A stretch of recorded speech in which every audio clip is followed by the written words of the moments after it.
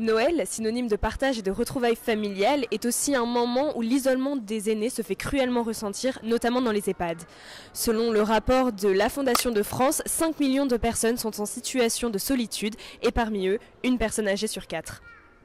Ces chiffres soulignent une réalité frappante et la déconnexion sociale de nos aînés. En effet, selon le site Retraite Plus, 19% des personnes résidant en EHPAD ne reçoivent aucune visite de leurs proches lors des fêtes de Noël et seulement 14% parviennent à passer Noël avec leurs proches.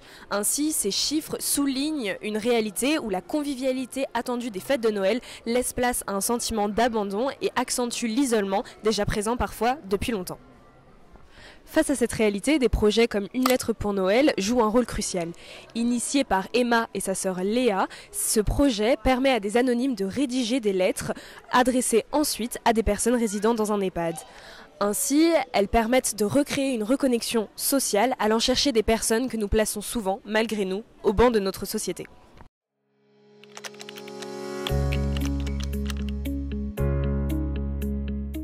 En fait, depuis toute petite, avec ma soeur, on a toujours été très proches de nos grands-parents. On a grandi avec, on les voyait toutes les semaines, parfois tous les jours. Donc on a toujours été sensible à cette cause, entre guillemets. Donc l'année dernière, en 2023, on voulait chercher un projet à faire pour Noël, une bonne action. Donc cette idée nous est venue de faire des lettres pour les personnes âgées. Et donc le projet est né comme ça et c'est l'année dernière qu'on a tout commencé et on a continué cette année.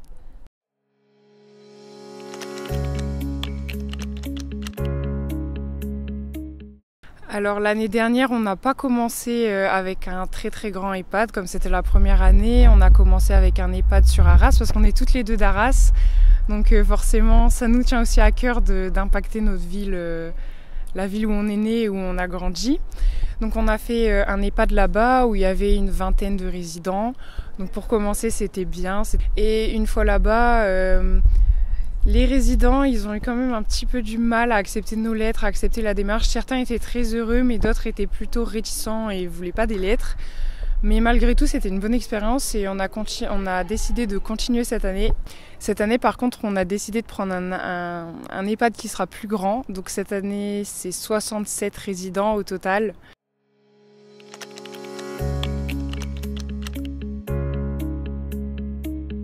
Du coup, cette année, on a décidé d'un peu reprendre les choses dès le départ.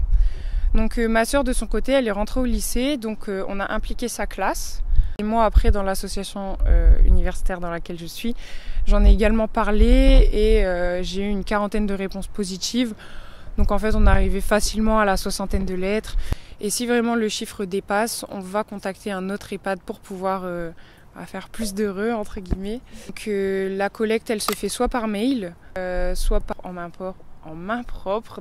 Et après ça, nous, on va quand même vérifier les lettres parce que on a confiance.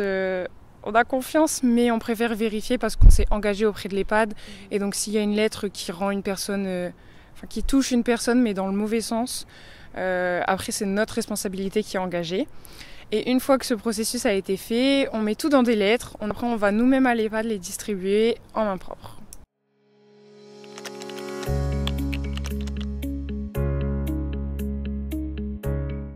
Parce qu'on voulait vraiment impacter des personnes qui sont seules, qui n'ont pas forcément ou qui n'ont plus de famille, ou par exemple leur famille ne vient plus les voir, ou même si elle vient les voir, ils ont quand même un isolement. C'est vrai que distribuer des lettres à des personnes âgées comme ça, par exemple sur le marché, je sais qu'on a l'habitude d'y aller, c'est pas la même chose. C'est des personnes elles viennent au marché, donc déjà elles peuvent bouger, elles peuvent se déplacer, elles peuvent aller au contact par exemple des marchands dans le cadre du marché.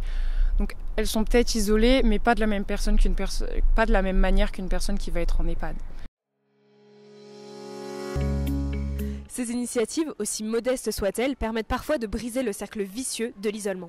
Elles rappellent que derrière chaque porte d'un EHPAD se trouve une personne avec un passé, des souvenirs et un besoin intact de relations humaines. Dans ce contexte, Noël ne peut plus seulement être perçu comme une fête familiale, mais bien comme un moyen pour réintégrer les personnes âgées dans nos sociétés. Une occasion d'agir, à l'échelle individuelle ou collective, afin de garantir que les résidents des EHPAD ne soient pas les grands oubliés des célébrations.